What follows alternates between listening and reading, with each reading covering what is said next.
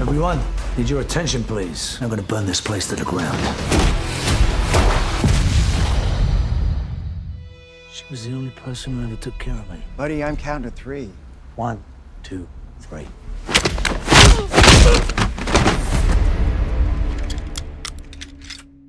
The film opens with Adam Clay, a former member of the Beekeepers, a clandestine organization's special forces unit who keeps hives in a warehouse. An independent former educator, Mrs. Parker now devotes her time to a nonprofit that aids children and women from low-income families. Because of his consistent politeness and kindness, she is pleased to have Adam as a renter. Upon completion of his task, Mrs. Parker extends an invitation to Adam to join her for supper. As she continues to work on her laptop, a virus alert suddenly appears, informing her that her hard drive is contaminated. The alert tells her to call a certain number to avoid irreversible harm or data loss. Mrs. Parker doesn't waste any time and calls the given number. She gets connected to the main office of a criminal organization that uses that number to conduct phishing scams, pretending to be an antivirus provider. A group of hackers gains remote access to Mrs. Parker's computer just as she is making the call. They can track some of her online financial activity. At the same time, manager Mickey helps Mrs. Parker, who is clueless about removing computer viruses. The strange things occurring on her computer have baffled her. Mickey says whatever she is seeing is a routine aspect of their company's malware elimination procedure. With an apology and a promise of reimbursement from their firm, he requests her bank account details. Mrs. Parker gives Mickey her bank account information with hesitation, and he surprises her with a payout of $50,000. But Mickey tells her afterwards that he can only send $500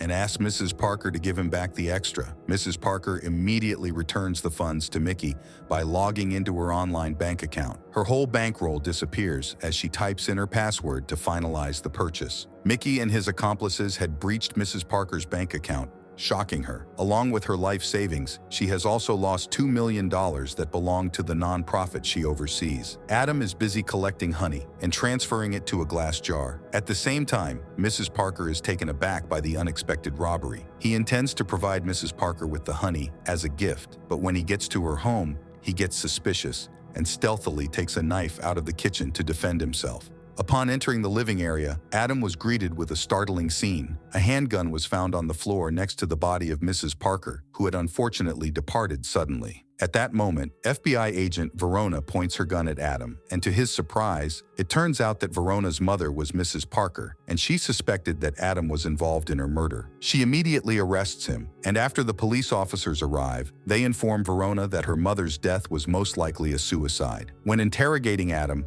he only admits that he takes care of the bees. During the investigation, Verona finds evidence that there was proof at the murder site, indicating her mother had lost all her savings and the money from the charity she ran to a criminal group known for phishing scams. The fact that her mother's death might not have been a murder came as a shock to Verona. Since the police had evidence that Mrs. Parker's death was a suicide, they chose to release Adam. After Adam got back to his house the next day, Verona came to apologize profusely for falsely accusing him of being responsible for her mom's death. So she decides to share the truth about her mother's death with him. She exposed a criminal ring that had bilked her out of her bank account by masquerading as an antivirus firm. According to her, the secret criminal group has eluded arrest so far, despite being wanted by the FBI for years. In response to this information, Adam quickly calls his contact and asks her to find this criminal organization. It doesn't take long for Adam to find the address of this criminal organization. When he takes 2 gallons of gasoline from the back of the truck,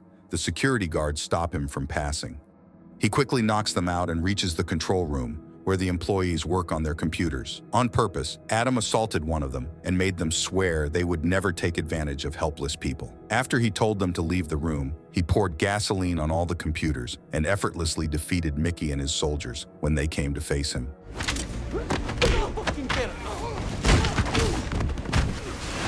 But you feel really proud of yourself. Adam warns Mickey to run for his life because the bomb he's planting will explode as soon as he makes the first phone call.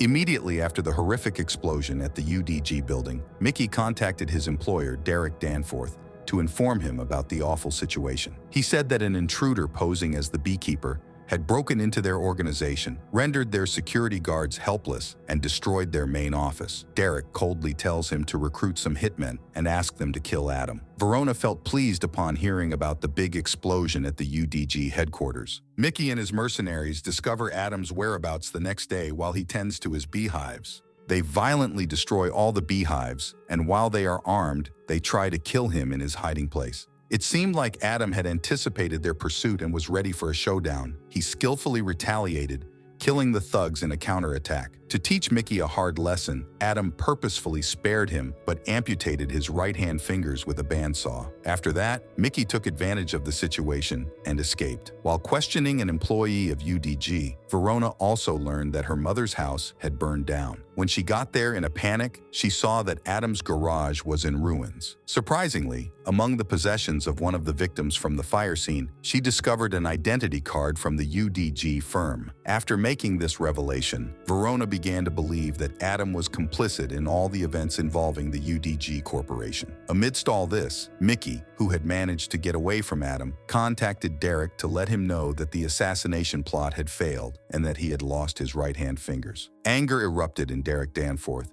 and he doubted Adam was who he claimed to be. He was amid their conversation when Adam burst into the scene and attacked Mickey, who was still on the phone with Derek. After that, Adam used a lashing belt to bind his body and fastened it to the front bumper of his car. He then started the car to go, and the vehicle dragged Mickey's body into the lake at high speed. Derek, who kept his phone line open, overheard the whole thing. Upon coming to this realization, Adam retrieved Mickey's phone and, with severe warning, notified Derek that he was about to arrive to resolve the issue. Although Verona and her partner, Matt, scoured the U.S. government databases for any leads on Adam, they came up empty. Verona reasoned that maybe Adam was a clandestine government group member with specific training, a fact that even the FBI knew about. Not long after that, she learned that a high-ranking UDG member named Mickey had been discovered drowned and bound to Adam's vehicle. At the same time, Derek complied with his mother, Jessica Danforth, the newly minted U.S. president, and met with Wallace, a former chief of the CIA who now handled his security. Jessica asked Wallace to make sure her son was secure. As soon as Wallace learns that Derek is involved with a person posing as the Beekeeper, he is shocked. He decided to reach out to Janet, the current head of the CIA, and ask her about Adam. After that, she contacts the Beekeepers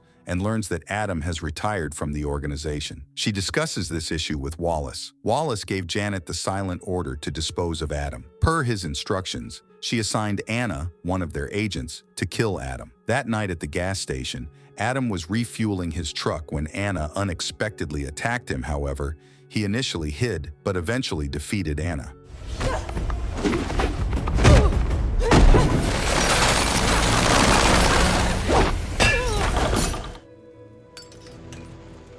After chopping off her finger, he lit her on fire, which caused the gas station to burst into flames and explode. To avoid any further deaths, the Beekeepers notified the CIA that they would stay neutral and stop pursuing Adam. Janet informed Wallace about this, and he decided that he had to come up with a way to stop and kill Adam himself. He rounded up several Special Forces members and told them about the Beekeepers. To get the Special Forces to agree that Adam should be omitted, he painted him as a renegade agent whose activities were a significant danger to the general public. Arriving at the burned petrol station the next day, Verona and Matt found Anna's corpse, which could not be identified. She had no idea why Anna had been pursuing Adam. Still, it seemed that she belonged to a clandestine government group. Then, Adam broke into her hiding place and got into her computer, using Anna's severed finger. By following the signal from Mickey's phone on the computer, he could determine exactly where Drake's organization was at the 9 Points building. After that, Adam went to Anna's house to get explosives and weapons. The elite troops led by Wallace had already arrived at the 9 Points building, where Adam was supposed to be killed. Adam was expected to hit the building, so the FBI SWAT squad was stationed outside. Despite the obvious danger, Wallace and his special troops let the building's staff do their business as usual. The phishing schemes perpetrated by the NSU firm that occupied the facility were similar to those of UDG. The SWAT squad was making preparations outside when Adam unexpectedly showed up. No holding back as Adam immediately attacked the SWAT unit, easily defeating them. Following this, Adam expertly blended in among the NSU workers and penetrated the facility. However, one Special Forces soldier saw him and launched an assault. As soon as they could, Wallace's special soldiers entered the fray and attacked Adam. Nevertheless, he dove and dodged their attacks, eliminating them individually. Moments later, Adam questioned Rico, an executive at NSU, and tried to get him to divulge the name of the business's owner. Rico, who initially hesitated under pressure, eventually admitted that the corporation's owner had tremendous influence and was apparently beyond the law. In response, Adam vowed to destroy this ultimate power if it threatened the lives of innocent people, and said that nothing was impossible for him to do. Rico, terrified for his life, grudgingly revealed his employer's identity. At that moment, Verona and her squad showed up right then and there, guns blazing as they charged at Adam. Fortunately, Adam got away. The truth about the phishing frauds perpetrated by the owners of NSU and UDG, Derek Danforth, son of the U.S. president, was eventually revealed to Verona and her partner. These businesses were a part of Danforth Enterprises. This family business oversaw software for many federal departments in the United States. In addition to Derek, Verona stressed that Adam may threaten not just him, but also Jessica, the president of the U.S., who also happened to be Derek's mother. The president and her family were further protected by the SWAT squad when Deputy Director Prigg ordered Verona and Matt to capture Adam upon hearing this. Verona and Matt became Secret Service agents the next day as part of their mission to safeguard the United States. The president and her son were at their oceanfront estate for a charity gala. Wallace continued to be concerned for Derek's safety, despite the increased security measures taken by the Secret Service and the FBI. Consequently, he engaged a band of mercenaries headed by Lazarus, who boasted of having defeated a beekeeper long ago, despite losing one of his legs. Meanwhile, after nimbly sliding through a drainage ditch, Adam waits under a vehicle, knocking out the vehicle inspector just in time and framing himself in his place. In this way, he manages to gain access to the land of the Danforth family. After installing the bombs on the surrounding cars, he changes his clothes and sneaks into the building as a guest. Because of this, he could mix in with the other guests at the charity event and enter the estate undetected. Danforth used software from Danforth Enterprises, and Prigg told the president everything,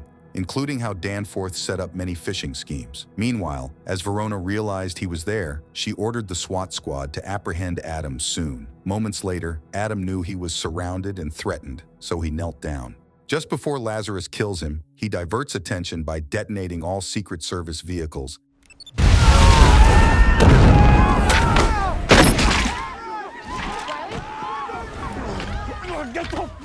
then swiftly eliminates his pursuers before storming into the house to face Derek. Once Jessica saw the full extent of her son's misbehavior within the estate, she decided to tell Adam and the world about him, hoping that he would show mercy. At the same time, Adam showed no compassion to the mercenaries hired by Wallace as he battled his way into the building. Eventually, he reached the corridor that led to the president's office. He and Lazarus got into a hard fight, but he came out on top and went to the president's office.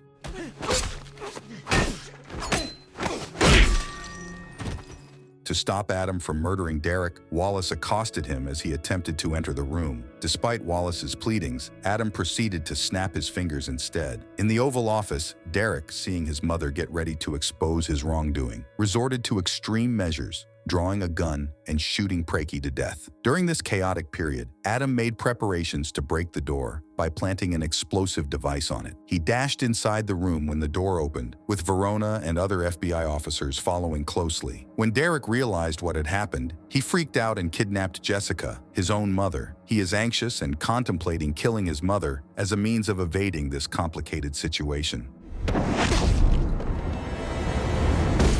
Instead of taking a hard line with Adam, Verona put the safety of her mother and the other victims ahead of following the law, and she let him leave. Adam successfully escaped the mansion at the film's end using the diving gear he had stashed on the shore.